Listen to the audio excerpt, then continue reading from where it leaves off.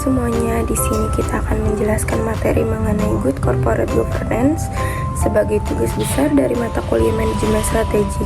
Sebelumnya, perkenalkan, nama saya Novia Rahman dengan NIM 431210100276. Yang pertama itu, apa itu GCG? GCG adalah yaitu suatu sistem untuk merencanakan dan mengendalikan suatu perusahaan untuk menciptakan nilai tambah bagi pemegang sahamnya.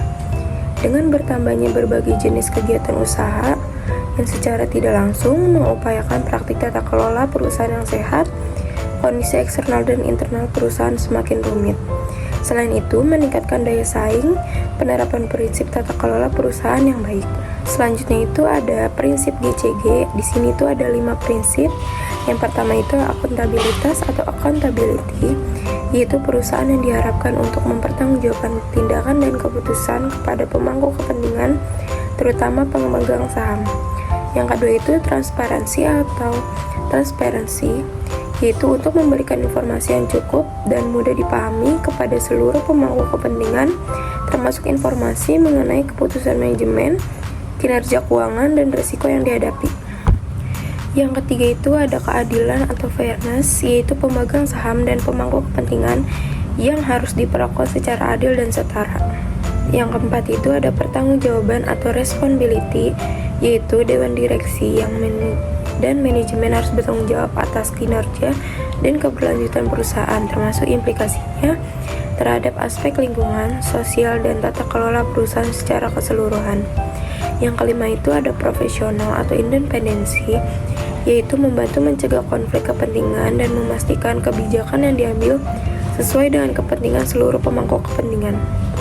Selanjutnya itu ada manfaat GCG, yaitu yang pertama itu ada meningkatkan kepercayaan pemegang saham, kedua itu perlindungan hak pemegang saham, ketiga itu efisiensi operasional, yang keempat itu mencegah dan mengelola resiko, yang kelima itu pengelola konflik kepentingan.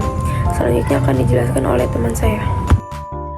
Sebelumnya perkenalkan terlebih dahulu, saya Elza Maesari dengan NIM 431210101030. Di sini saya akan menjelaskan tentang studi kasus PT Waskita Karya, di mana PT Waskita Karya adalah sebuah perusahaan badan usaha milik negara atau BUMN di sektor konstruksi yang didirikan pada 1 Januari 1961 dengan nama awal Volker Annending Metodit NV. Namun pada tahun yang sama perusahaan ini diambil alih oleh pemerintah Indonesia melalui keputusan pemerintah nomor 62 tahun 1961. Awalnya Waskita Karya hanya berfokus pada pengerukan, irigasi, reklamasi, dan pembangunan pelabuhan. Pada tahun 2014, perusahaan ini mendirikan sejumlah anak usaha antara lain PT Waskita Toll Road, PT Waskita Beton Precast, dan PT Waskita Karya Realty. Masing-masing untuk berbisnis di bidang pengelolaan jalan tol, pencetakan beton, dan pengembangan properti. Namun pada tahun 2020, jajaran petinggi perusahaan ini terlibat dalam kasus proyek fiktif yang merugikan negara hingga 202 miliar rupiah.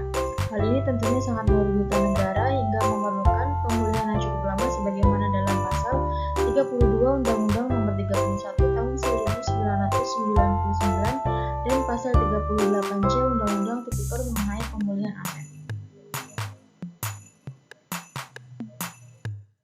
Dalam kasus ini, Kementerian Badan Usaha Milik Negara atau BUMN telah melakukan tindakan dengan mengganti direksi yang diduga terlibat dalam kasus ini.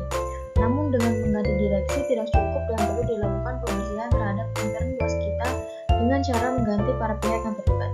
Kementerian Badan Usaha Milik Negara atau BUMN juga memperkuat implementasi GCG agar kejadian seperti ini tidak terulang dengan menekankan transparansi, akuntabilitas, responsibilitas atau pertanggungjawaban, independensi atau kemandirian, dan fairness atau kesetaraan dan kewajaran.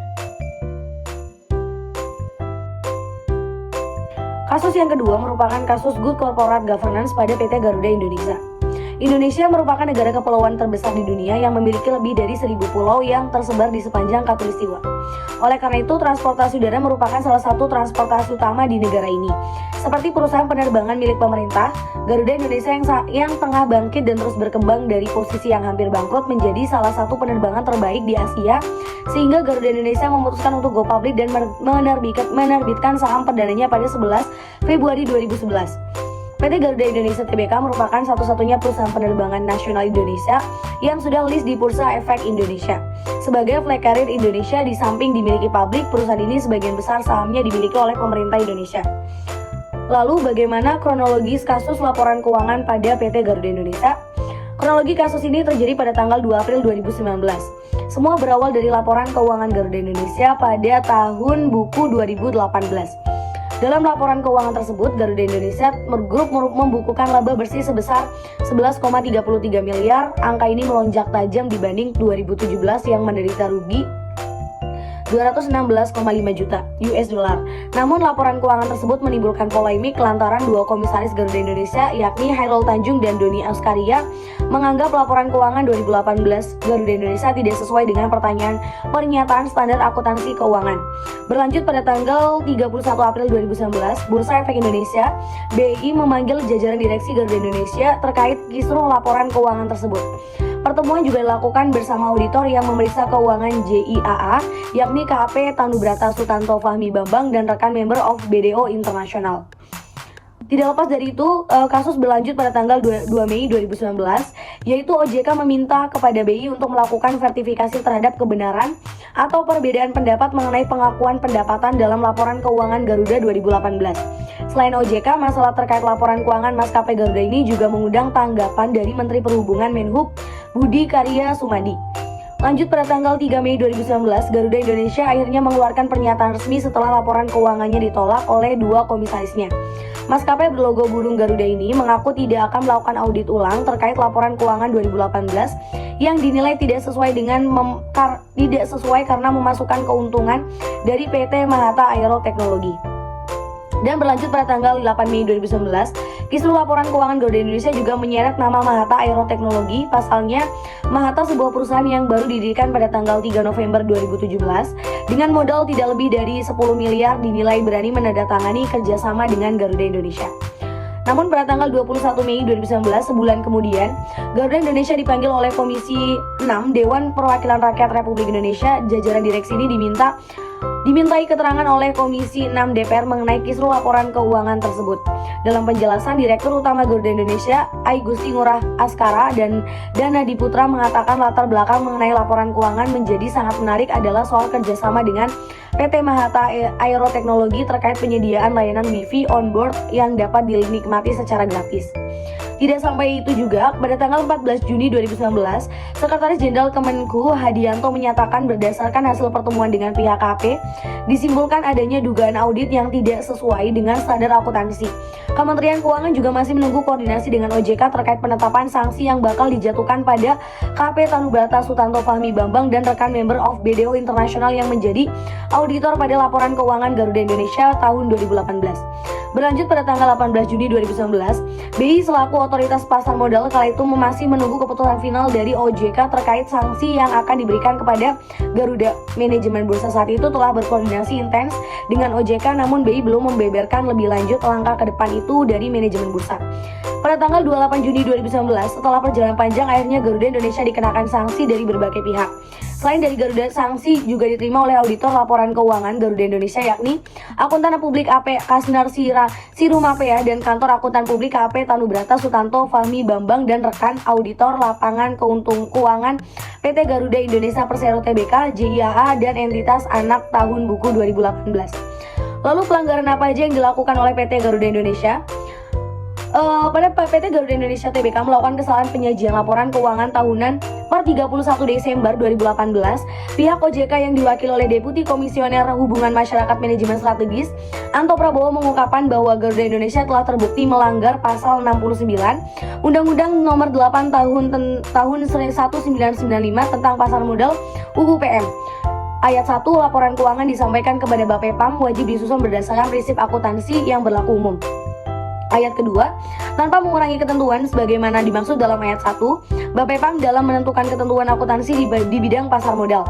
Yang kedua, peraturan Bapepam dan LK nomor 8G7 penyajian laporan pengungkapan laporan keuangan emiten dan perusahaan publik.